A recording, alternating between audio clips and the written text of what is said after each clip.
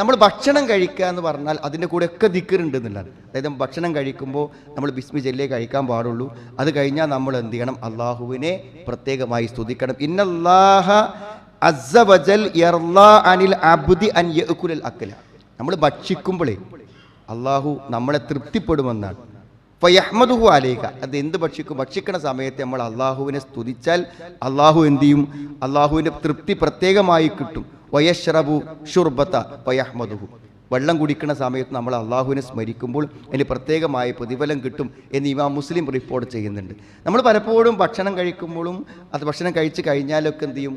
സാധാരണ നിർവഹിക്കുന്നതിൻ്റെ പ്രവർത്തനമൊക്കെ നമ്മൾ വിട്ടുപോകും. പക്ഷെ നമ്മൾ അതിന് തുടക്കത്തിൽ ബിസ്മി ചെല്ലാനും ശേഷം നമ്മൾ അള്ളാഹുവിനെ സ്തുതിക്കാനും തയ്യാറാവുകയാണെങ്കിൽ നമ്മൾ ഏറ്റവും അധികം ജീവിതത്തിൽ ചെയ്യുന്നൊരു പ്രവൃത്തിയാണ് ഭക്ഷണം കഴിക്കുക എന്ന് പറഞ്ഞത്. അപ്പോൾ അതിന് എന്തുമാത്രം പ്രതിഫലങ്ങൾ ലഭിക്കും, എത്ര ആവർത്തിച്ച് ആ പുണ്യങ്ങൾ ചെയ്യാനുള്ള ഒരു അവസ്ഥ നമുക്കുണ്ടാവും. അപ്പോൾ നമ്മുടെ കുട്ടികളെയൊക്കെ നമ്മളത് ശീലിപ്പിച്ച് കഴിഞ്ഞാൽ അവരൊക്കെ ജീവിച്ചിരിക്കുന്നിടത്തോളം കാലം അള്ളാഹുവിൻ്റെ തൃപ്തി കിട്ടാനും അതേപോലെ തന്നെ ധാരാളം പ്രതിഫലം കിട്ടാനും പറ്റും. അതേപോലെ തന്നെ ഭക്ഷണം കഴിക്കണമെന്ന് പറയുമ്പോഴും അമിതമാവാൻ പാടില്ല എന്നുള്ളത് നമ്മളെപ്പോഴും ശ്രദ്ധിക്കേണ്ട കാര്യങ്ങളാണ്. ആലോചിച്ച് നോക്കൂ നിങ്ങൾ, എന്തെല്ലാം മാരകമായ അസുഖങ്ങളും ബുദ്ധിമുട്ടുകളാണ് വരുന്നത്.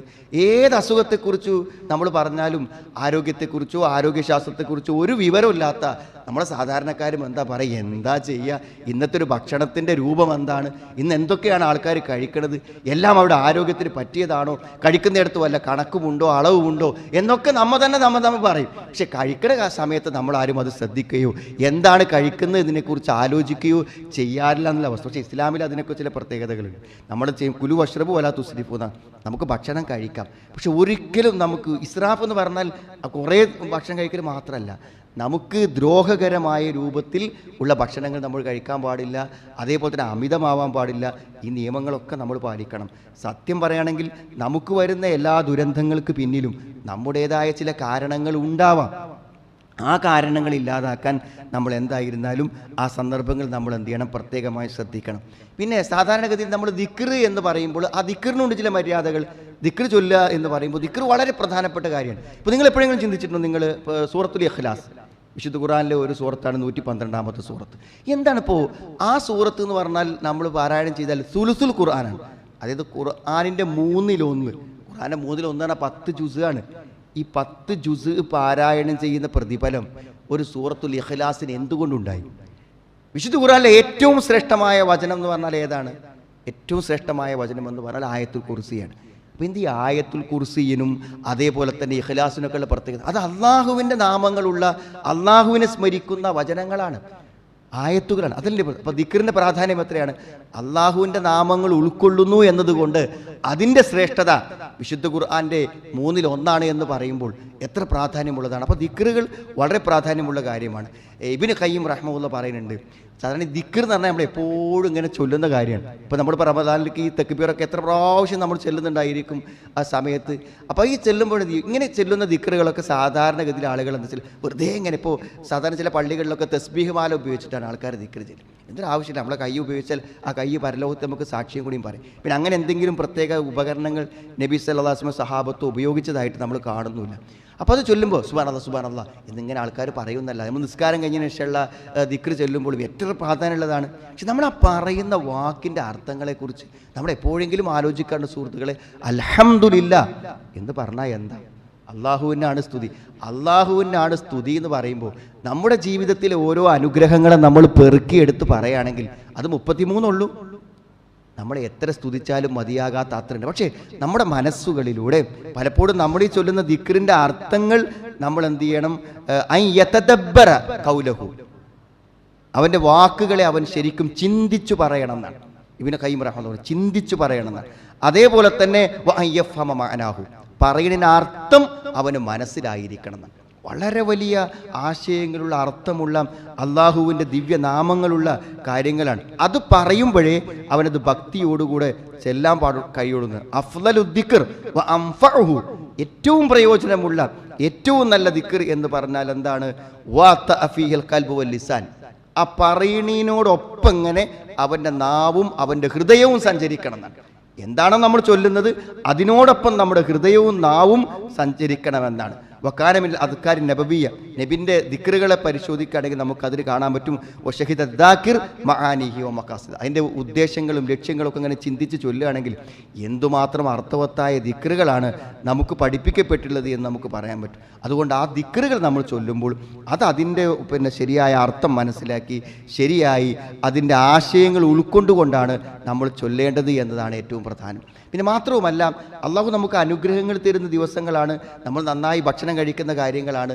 ഇത് ചർച്ച ചെയ്യുമ്പോൾ പണ്ഡിതന്മാർ പറയും, അള്ളാഹ് നമുക്ക് എന്തെങ്കിലും ഒരു അനുഗ്രഹം തന്നാൽ ആ അനുഗ്രഹം ഉപയോഗിച്ചു കൊണ്ട് നമ്മൾ അള്ളാഹുവിന് ഇഷ്ടമില്ലാത്ത കാര്യങ്ങൾ ചെയ്യരുത്. എന്തെങ്കിലും നമുക്ക് പണം തന്നു, ആ പണം എങ്ങാനും നമ്മൾ അള്ളാഹുവിന് ഇഷ്ടമില്ലാത്തൊരു കാര്യത്തിന് ഉപയോഗിച്ചാൽ അള്ളാഹു ഒരു പക്ഷേ ആ അനുഗ്രഹത്തെ പിൻവലിക്കാമെന്നാണ്. മറ്റുള്ളവർക്ക് അസുഖം കൊണ്ട് കഷ്ടപ്പെടുമ്പോൾ ഒരു ബുദ്ധിമുട്ടുമില്ലാത്തൊരു ആരോഗ്യം അള്ളാഹു നമുക്ക് തന്നു. ഈ ആരോഗ്യം അങ്ങനല്ല, രോഗങ്ങളും ബുദ്ധിമുട്ടൊന്നും ഇല്ലാത്ത ആളുകൾ എന്ത് ചെയ്യും? എന്ത് തോന്നിയാസത്തിനും അവർക്കൊരു ധൈര്യം കിട്ടും. അങ്ങനെ ധൈര്യം കിട്ടിയാൽ ആ ആരോഗ്യത്തിൽ അള്ളാഹു പരീക്ഷിക്കുന്നു.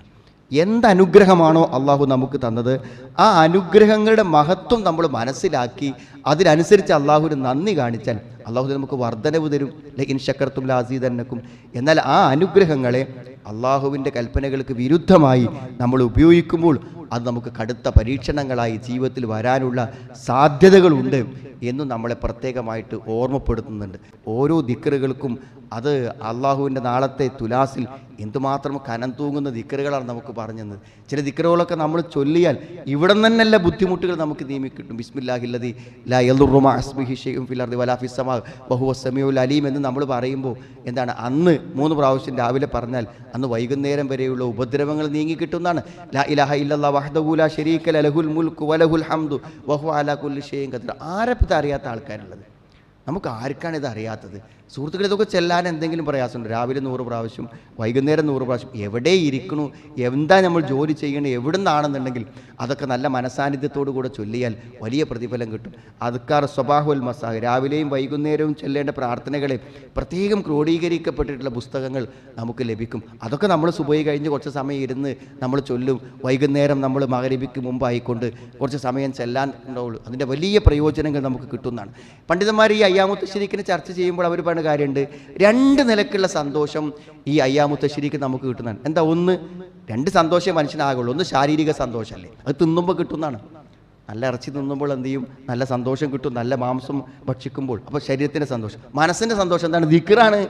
മനസ്സിൻ്റെ സന്തോഷം ദിക്റാണ്. അപ്പോൾ ദിക്ർ ചൊല്ലുമ്പോൾ മനസ്സിനും സന്തോഷം കിട്ടും. അപ്പോൾ സത്യത്തിലൊരു വിശ്വാസി ഏറ്റവും അധികം ആഹ്ലാദിക്കുന്ന ദിനങ്ങളാണ് ഈ അയ്യാമുത്ത് തശ്രീഖിൻ്റെ ദിനങ്ങൾ എന്നാണ്. നല്ല ഭക്ഷണം കഴിച്ച് ശരീരത്തിനും നല്ല ദിക്റുകൾ ചൊല്ലി മനസ്സിനും ആനന്ദം കിട്ടുന്ന ഏറ്റവും നല്ല സന്ദർഭമായിട്ടാണ് നമുക്കിത് പഠിപ്പിക്കപ്പെട്ടുള്ളത്. അതുകൊണ്ട് സുഹൃത്തുക്കൾ, നമ്മളിതിൻ്റെ മഹത്വം മനസ്സിലാക്കുക. പലപ്പോഴും നമ്മുടെ ജീവിതത്തിലൊക്കെ നമ്മൾ പല കാര്യങ്ങളും മനസ്സിലാക്കാതെയാണ് ചെയ്തുകൊണ്ടിരുന്നത്. നിങ്ങൾക്കറിയാം, മുമ്പ് സമയങ്ങളിലൊക്കെ നമ്മൾ ബലിയറുക്കുമ്പോൾ എങ്ങനെയാണ് ആളുകളെല്ലാവരും നിരന്ന് നിന്ന് തെക്ബീറുകൾ ഇങ്ങനെ ഉച്ചത്തിൽ ചൊല്ലിയിട്ടാണ്. അപ്പോൾ ആളുകൾ അങ്ങനെ തെക്ബീറുകൾ ഇങ്ങനെ ചൊല്ലിക്കൊണ്ടാണ് അറുക്കുന്നത്. അപ്പോൾ നമ്മളെല്ലാവരും മനസ്സിലാക്കി ബിസ്മില്ലാഹി അല്ലാഹു അക്ബർ പറഞ്ഞിട്ട് അർത്താൽ മതി, അത്രയേ ഉള്ളൂ എന്ന് നമ്മൾ മനസ്സിലാക്കി. നമ്മൾ അതിൻ്റെ രൂപത്തിലേക്ക് വന്നു. എല്ലാം പഴയ കാലഘട്ടങ്ങളിൽ നമുക്ക് പള്ളിയിൽ നിന്ന് പുറത്തൊരു സന്ദർഭം ആലോചിക്കാൻ പറ്റില്ല. ഇപ്പോൾ ഈദ്ഗാഹുകൾ, എല്ലാ സ്ഥലങ്ങളിലും ഈദ്ഗാഹുകൾ വന്നു. മഴയായതുകൊണ്ടാണ് മാറ്റി നിർത്തപ്പെട്ടത്.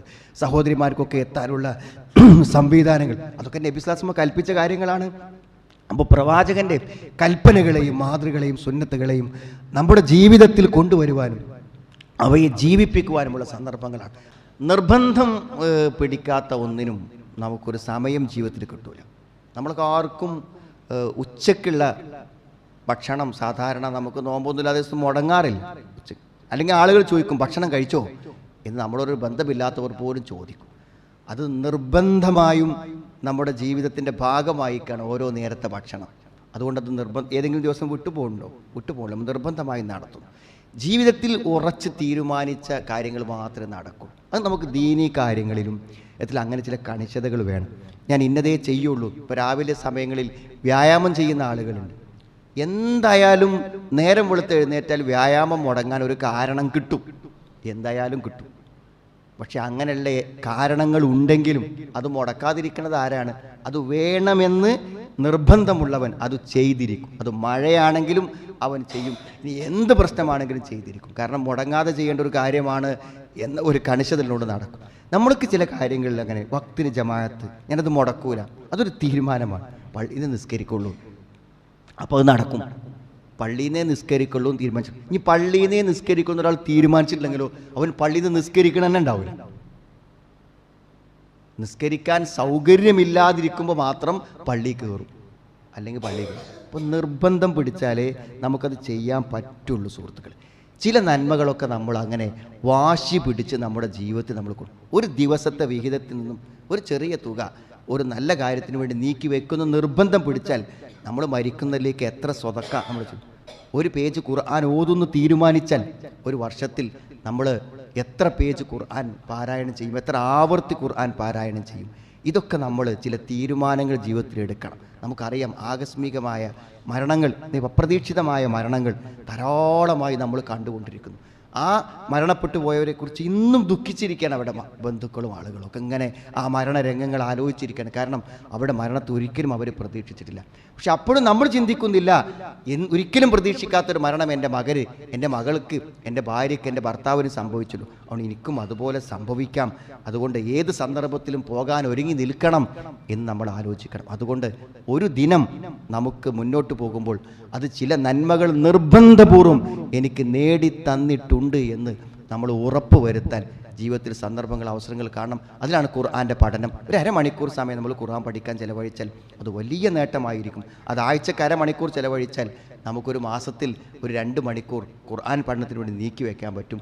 ദീനിൻ്റെ എല്ലാ കാര്യങ്ങളിലും അങ്ങനെ ചില കണിശതകളും ചില തീരുമാനങ്ങളും നമ്മൾ എടുക്കാം.